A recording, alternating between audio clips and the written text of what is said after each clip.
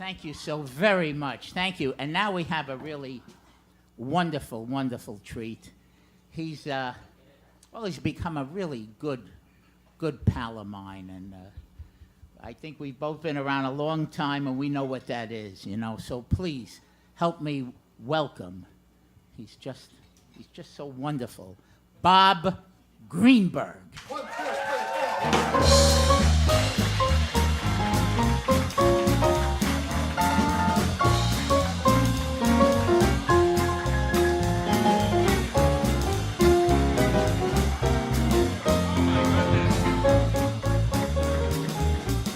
Oh my goodness. So I'm big, right? This must be the start of something big. It's a fat joke, right? This must be the start of something big, and then the big man shows up. And it's big. And I'm it. Okay, good. Let's hear it from my opening act. That's the best opening act. Bernie and Joanne, they're the Doug and Mary over here. Doug Fairbanks and Mary Pickford over there run this joint here. What a great opening. Let's hear it for the Finkel brothers.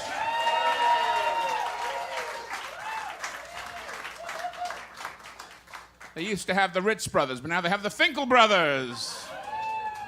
They had the Weir brothers, too. Let me see. Let me find some spare. I got so much. You know, usually when you perform as a stand-up, there's nothing there. I got xylophones. I don't know what these strange balls are.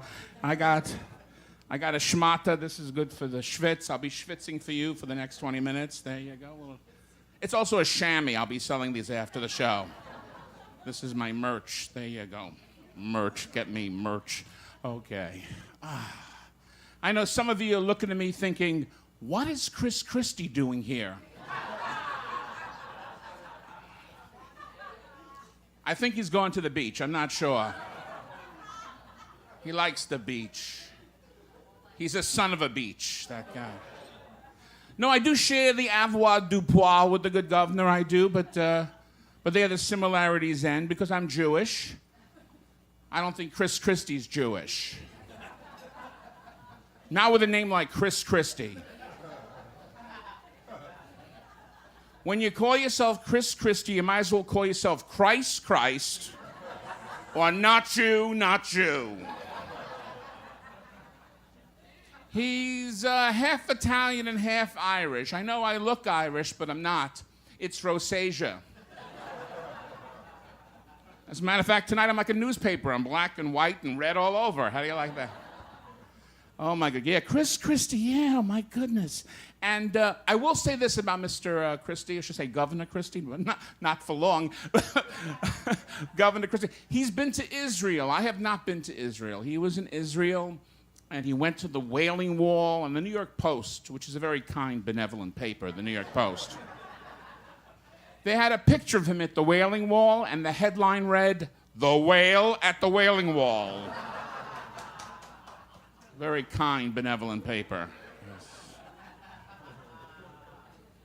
It's hot out there. Not as hot as it is in here, but it's hot out there. No, it's hot. Are you having a good summertime, by the way? Yeah? Best thing about summertime is beautiful women walking around in tank tops and short shorts. The worst part, guys like me walking around in tank tops and short shorts. I'm so fat I'm beside myself. You know, when you're not fit, things fit not.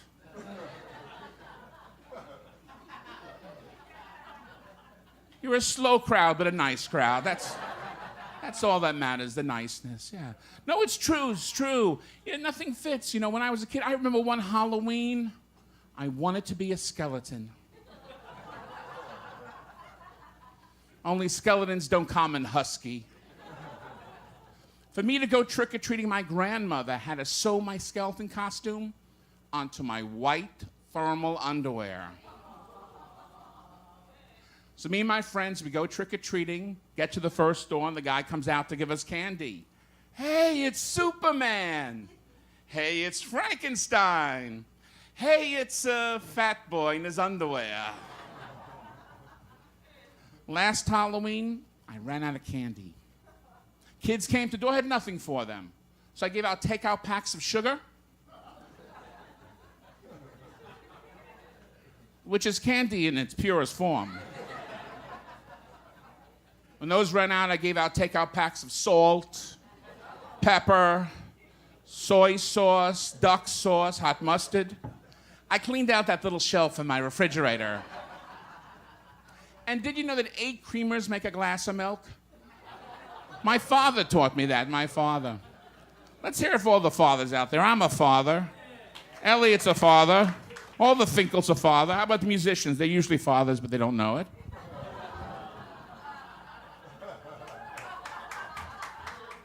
I'm risque. Well, it's true. They travel, you know. It's all right. You're laughing a little too hard over there. I don't know what's... Do you know something that I don't know? I'll talk about my dad, or I'll talk about my dad. My dad was very funny. Anytime I'd bring a girl home to dinner, he'd always say the same thing. My son's a comedian because he was conceived in the Catskills.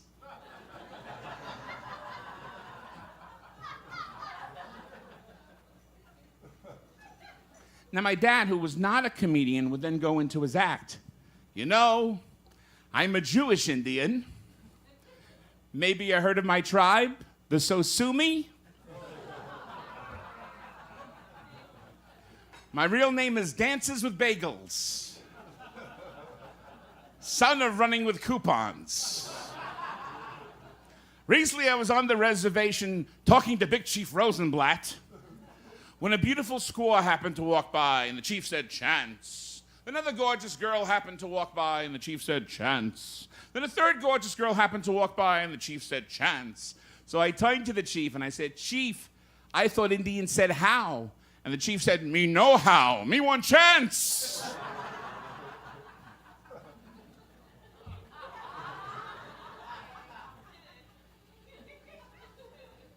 This is my father's favorite joke. 2 bumblebees are flying from the beehive.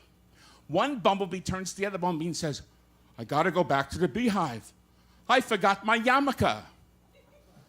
The other bumblebee asks, "What do you need your yarmulke for?"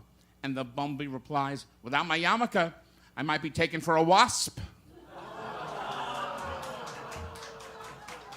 2 Jews, 3 Jews. This is how we find the Jews.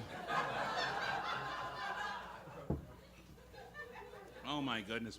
I did a show called Old Jews Telling Jokes. I don't know if anybody saw that show. I was with the touring company, and we told jokes like, a Russian, a Frenchman, and a Jew are lost in the desert. The Russian says, "Da, I'm tired and thirsty. I must have some vodka." The Frenchman says, "Mon Dieu, I am tired and thirsty. I must have the wine." And the Jew says, "Oh, I am so tired and thirsty. I must have diabetes."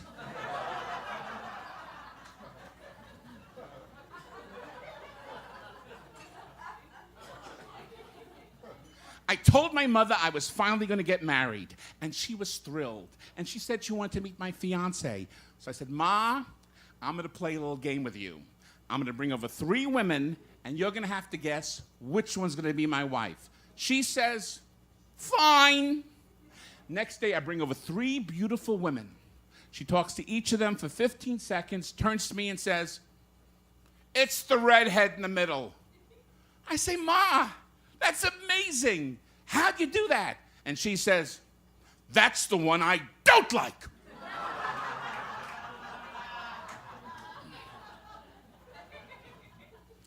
A man goes to see his...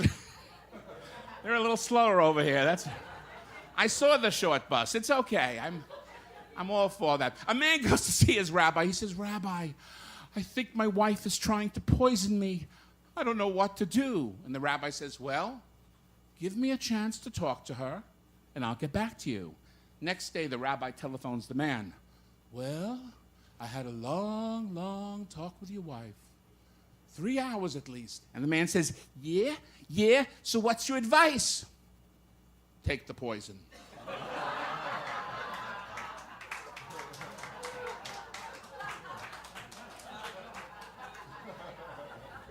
There's a lot of married people out here. That's how we find the married people. Let's see. How about this one? Oh, I love this one. A very religious Hasidic Jew. Sorry.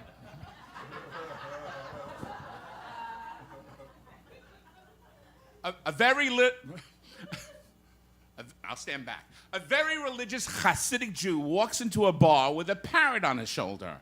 The bartender says, "Where'd you get him?" And the parrot says, "Brooklyn. They got thousands of them."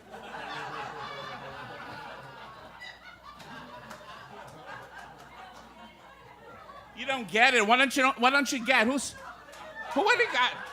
I don't get it. Where are you at Kutcher's? What do you mean you don't get it?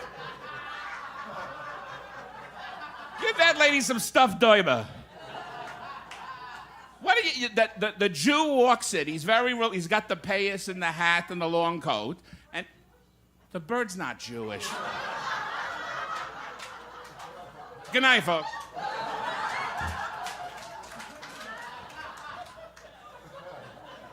Yes, the bird is Jewish. His name is Reuven Velvel, and he went to Chaim Berlin. Will you shut up? Is the bird Jewish? The bird's not Jewish. He was asking the man. I'll be outside. I'll explain everything after the show. Is the bird Jewish? What am I doing Oliver Hardy now? There we go. All right, that's later. All right. Do you want some more jokes from old Jews? Yeah, you seem to be liking them. Rabbi Goldstein, who never married, has been with the congregation for 25 years. Everybody loves him. He's presided over hundreds of weddings, bar mitzvahs, funerals. So, am I Jewish? Here, let me show you. Hold on. Oh, it's a clean show. I'm sorry. Yes, I'm Jewish. Could I get through the joke? I know you're interrupting me, so I know you're Jewish, so.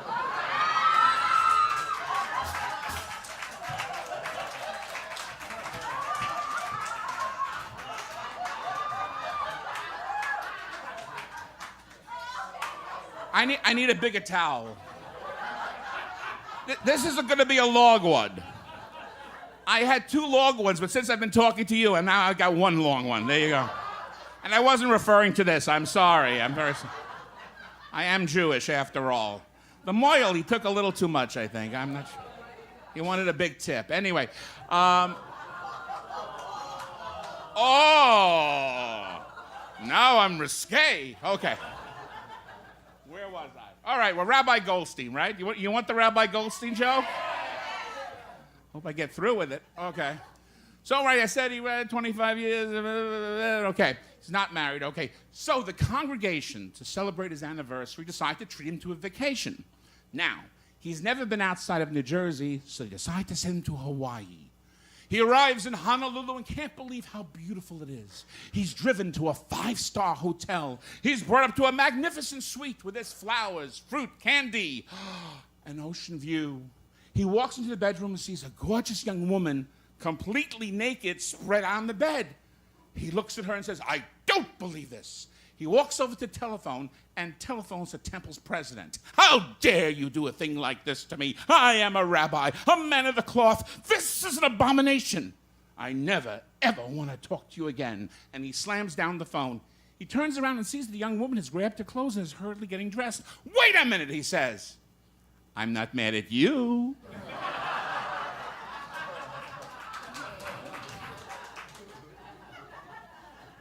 You want one more? Yeah.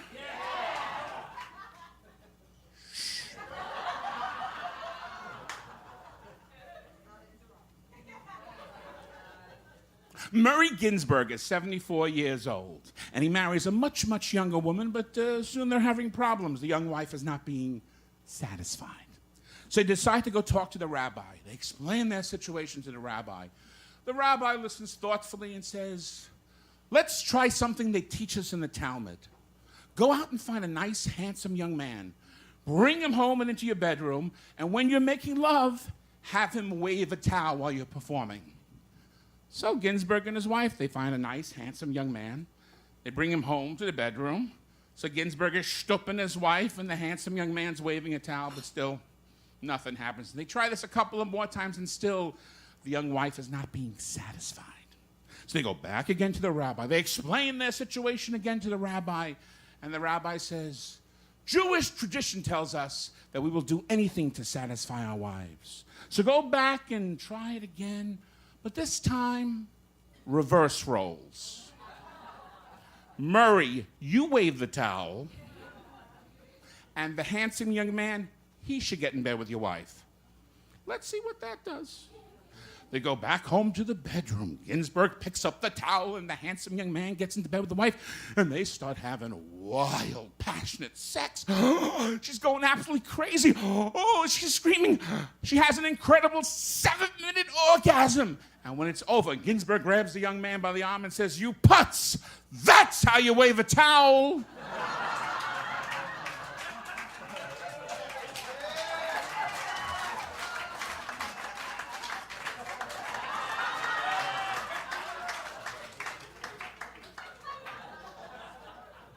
And it was quiet over there. It's all quiet on the Western Front. Oh, I gotta do some impressions for you. Let's see, I feel this is an audience that's kind of retro, right? You like the old stuff, right? Yeah? When I was a kid, I used to watch the Three Stooges, big Three Stooges fans. And I used to do them in the schoolyard and everything. And I booked a commercial. The first commercial I ever booked was for the Three Stooges VCR game. I was a Santa Claus. I'm coming out. I was a Santa Claus at Macy's. I wasn't Edmund Gwen, but I was a Santa Claus at Macy's. And there was a clipping that was laying on the floor. It said, "Wanted Three Stooges for this Three Stooges VCR game commercial." So I went to the audition, my first audition. It was very easy. I had to stand on an X, look into a camera, and read 3 lines underneath on this cardboard. 3 lines, which were, "Yeah, yeah, yeah," and, and, "Yeah, It was very easy. It was very simple. But I felt bad for the actor who I followed. It was an open call. He must have been a Shakespearean actor because he read those lines like this. "Nayak, Nayak, Nayak. Woo, woo, woo. Yeah." So I booked the commercial. I buy backstage, and I see "Wanted Curly for the musical Oklahoma."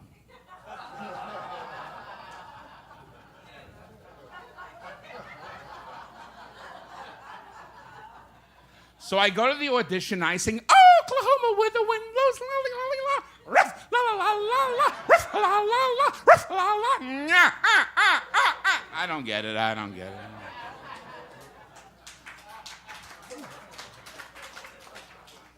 Maybe I should have sang that other song from Oklahoma. "I'm just a goyle who can't say nya, I got one more curly bit. You want one more curly bit? All right.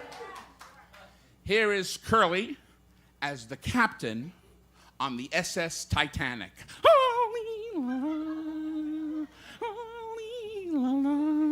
Out of the way! Out of the way! Out of the way!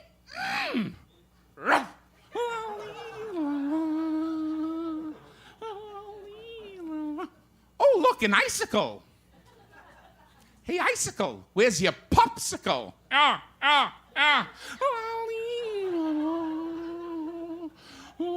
There's the moon. There's the stars. There's an iceberg. An iceberg? There you go. All right.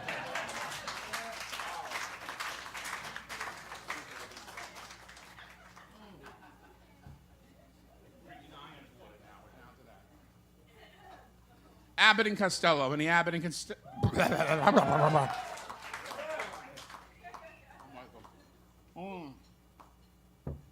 It's these buck teeth. They only cost $1. Okay. Abbott and Costello fans. Okay, I'm just going to go into no segues. What's a segue? About 3 pounds? All right. I'm playing to the band now, ladies and gentlemen. I'm playing to the band. I'm going to plow. I'm going to plow now, okay?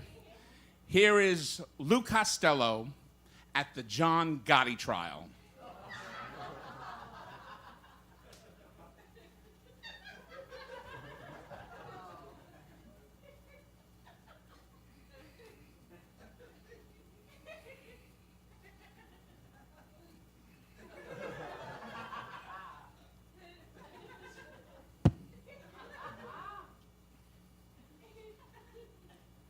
Mr. DA, are you asking me if I think John Gotti's a member of organized crime?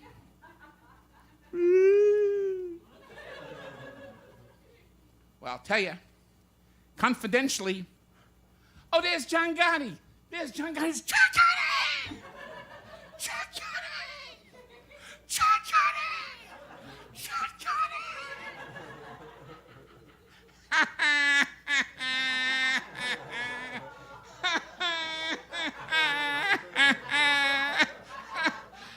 love it! Thank you.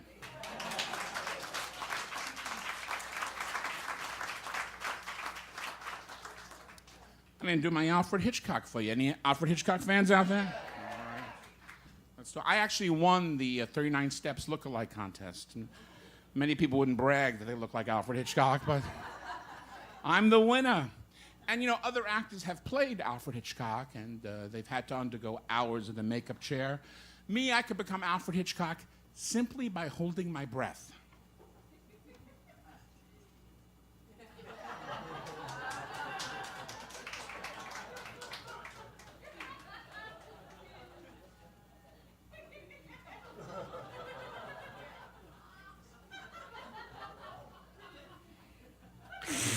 Good evening.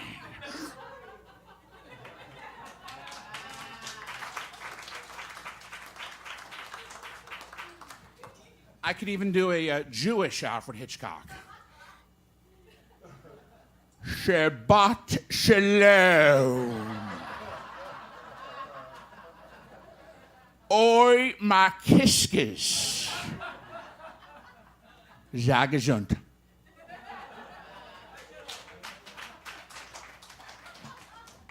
I can do an Italian Alfred Hitchcock.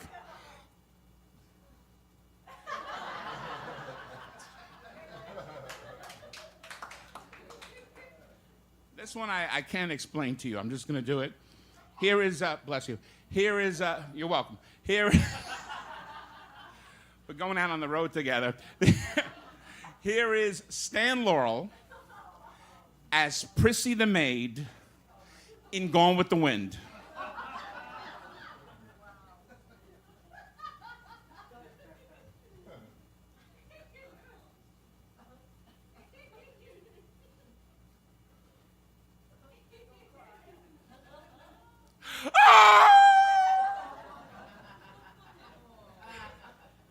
Oh, Miss Scarlet, I don't know nothing about birthing babies. Mammy says if you put a knife under the bed, it cuts the pain, but I don't know. What, Mr. Butler? You don't give a damn? Well, I'm sorry. Thank you very much.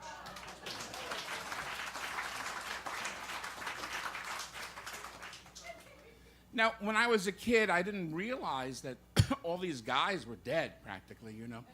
And I would watch like a show like Sesame Street and say, why isn't like Laurel and Hardy on Sesame Street? You know, you remember when they used to have celebrities on with the different alphabet letters? So here is Oliver Hardy with the letter O.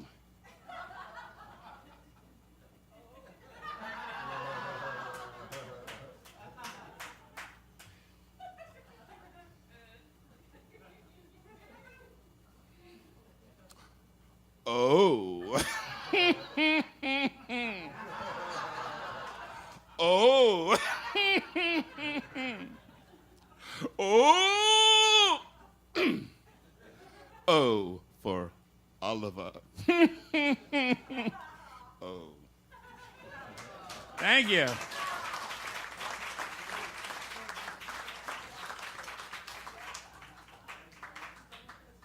You like that, huh? Okay. Now, I was also a very big Jackie Gleason fan, and you heard I was dancing over there earlier in the show. He played the "And Away We Go" music, you know. That's aplenty. Gleason did everything, you know. We know he did The Honeymooners, and he did Broadway. He did The Hustler, he did movies, Smokey and the Bandit. But the one thing Gleason never got to do was Shakespeare. So without further ado, here is Jackie Gleason doing Shakespeare.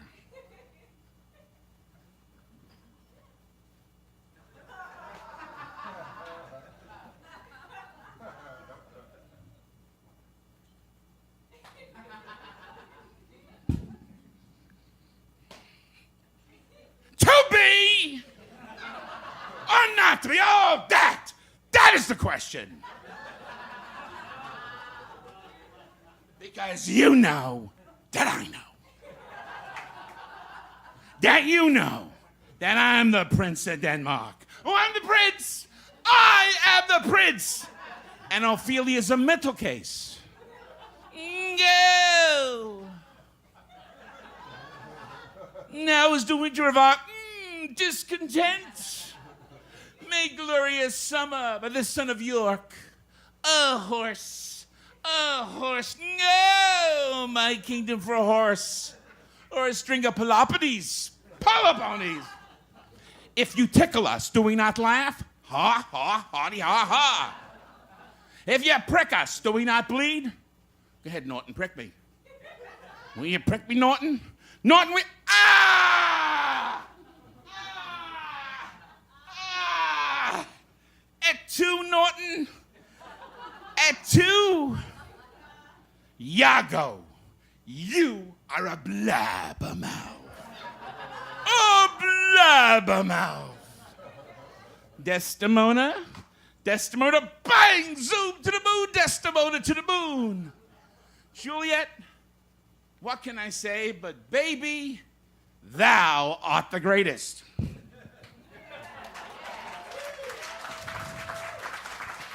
Elizabethan audiences are the greatest audience in the world. Good night, everybody. Thank you, I'm Bob Greenberg. Thank you.